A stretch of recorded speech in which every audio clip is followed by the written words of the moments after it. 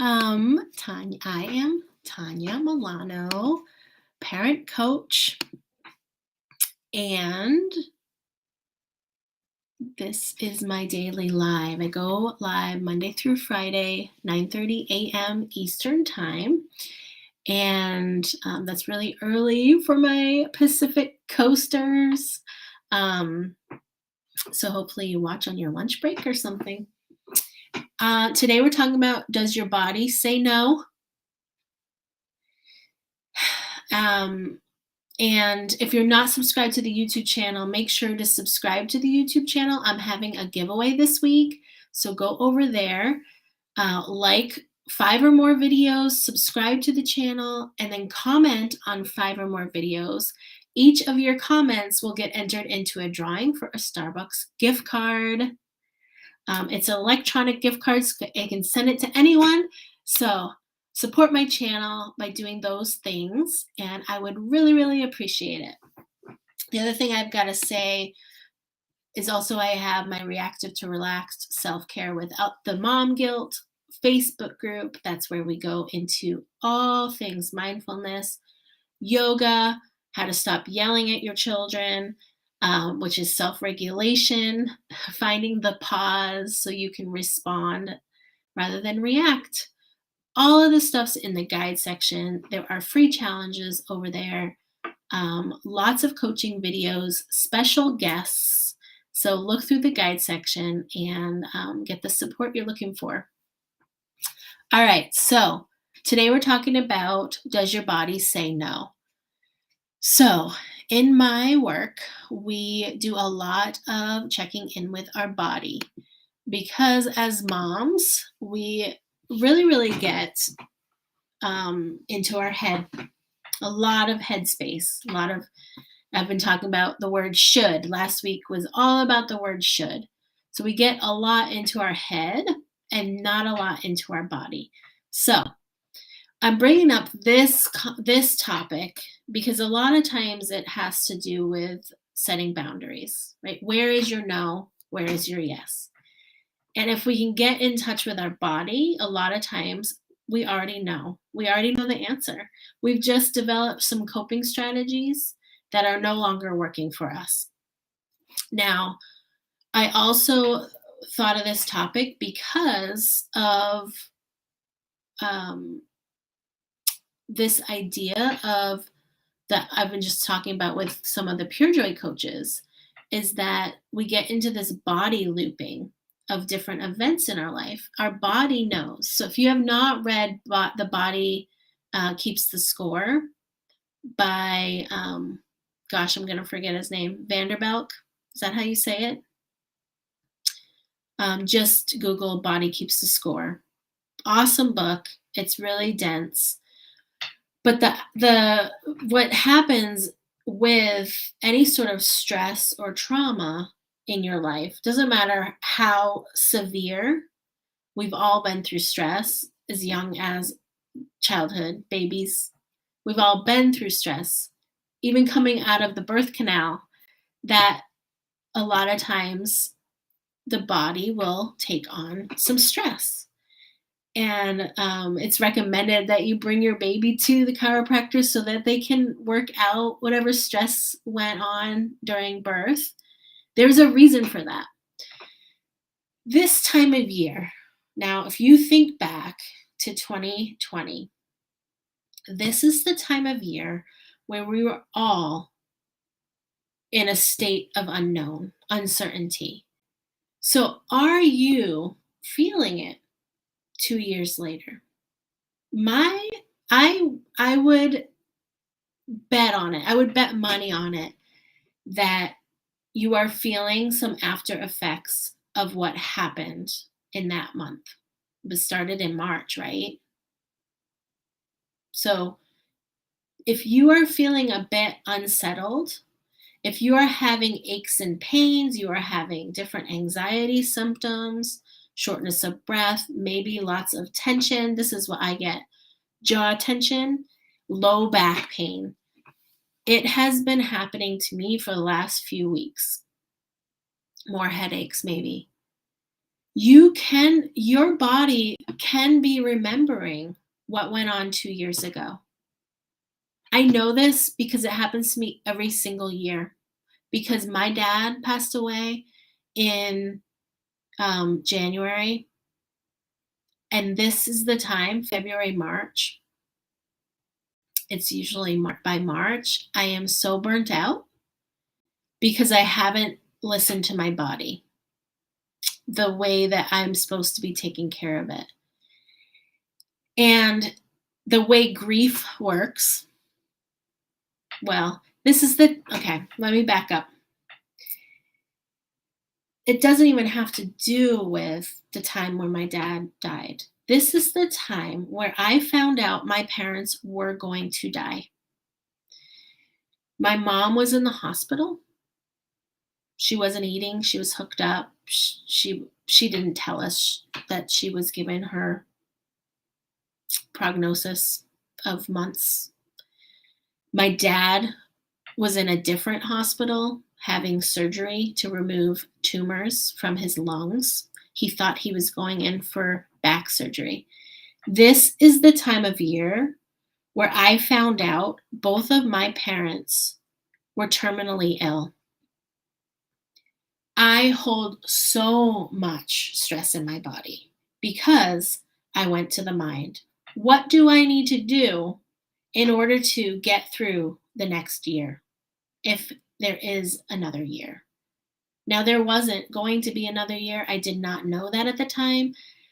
I held so much fear in my body. This is when I went to my doctor and said, I need medication. I do not know how to do this without some support. I know that it's going to be hard. I have a 1-year-old. I have a 5-year-old. I live halfway across the country from where my parents are. I'm going to be having to travel over there. I may have to live over there. There was so much fear and anxiety and uncertainty. But did I sit with it? No, I didn't have time for that. I went into survival mode. What do I need to do to take care of my family, my kids? What do I need to do to set up wills, to set up paperwork, to get them assisted living, nursing facilities? Luckily, I had my aunt. I am forever grateful to my other family that stepped in. So many people helped. But what I'm saying is my body remembers this stress every single year. And every single year, I take steps to sit with it now. Now I have the time to be with that fear, to be with that grief, and the practices that I need to cope. Okay, so does your body say no? So these are the things you can do. Well, first of all, what are your coping strategies? I showed you mine. Mine is to control the situation. What do I need to do to control the situation? That's one of my coping strategies. Another one may be please and placate. You're just going to take care of everybody else, give them what they need, right? And just yesing everybody. That may be one of your strategies. Another strategy is just completely tap out. Okay, I'm out of here. You guys deal with it. I've got to just avoid. Now, some of my siblings, that may have been one of my siblings, a couple of my siblings' strategies. I don't know. I haven't talked to them about that. But you know what? I did all the work. So did they have to do any? No. I don't judge them. That's just how it works in the family. Like I had my role, they had theirs. So is one of your strategies to just avoid and tap out and just not deal, not interact with the problem. Okay. And the last thing I want to talk about is that when you say no to something, you are really saying yes to yourself. This is a pure joy view in pure joy coaching. This is one of our views. It's how we set boundaries. When you can start saying no to things, you are saying yes to yourself. So today, an example, it's raining. I need to take a walk every day. I set a new workout goal this month that I'm going to do my workouts. Like I printed out some like lists of workouts to do. Okay. So my mind was saying, nope, I don't want to do this. My body was saying, yes, you need this. So I had to check in. When I don't want to go outside, that was a no. I was really saying yes to taking care of myself there. When I started to be like, do I want to work out? I was saying I ended up doing it because it is important to my long-term goals. This is a yes to myself, a yes to my future self, a yes to I don't want to have these headaches, these tensions, these body aches and pains. I have to shift something in my life. So I go through all of this stuff in Reclaim Your Body, Transfer Your Mind. This is where we go from to own. We go through your coping strategies. We go through your limiting beliefs. We go through what you love to do to take care of yourself. You set up your self-care goals, and you come out the other side feeling some balance. We may even sit with some of your fears and uncertainties. It's a time for you to really sit with someone and get real about the stuff that you're avoiding, coping with, controlling, maybe, or avoiding. So the link for that is in the description of the video. I have a group starting this week. If you want to join the group, you need to get in today. We have our first meeting where we go through our goals. If you missed this first one, it is totally fine. You can get the next 7th, but we're going to meet on Wednesdays at 2 p.m. Eastern time. So that's today. And if you want one-on-one, I have that option as well. So there's one-on-one there if you'd rather be talking about this with just me. It is time to say yes to you, mama or papa. I'll take dads too.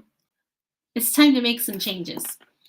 The other thing I put in the description of this video is the safe seat practice. So this is Pure Joy coaching. This is where we learn to sit with the discomfort.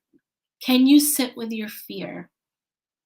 Can you sit with grief or any other emotions that are coming up for you? So grab the free download. The link is in the description of this video. It's at purejoyparenting.com. And the last thing I want to say is that you always book a free session with me if you want to talk about my programs. If you're like, I don't know what I need. I just need to talk to you. Book a session. Let's discuss what you need to move forward in your life. And I would be happy to sit with you. And there's not a lot of times for that. So make sure if you want one to plan ahead for it and book a session. All right. Have a great day, everybody. And I will talk to you soon.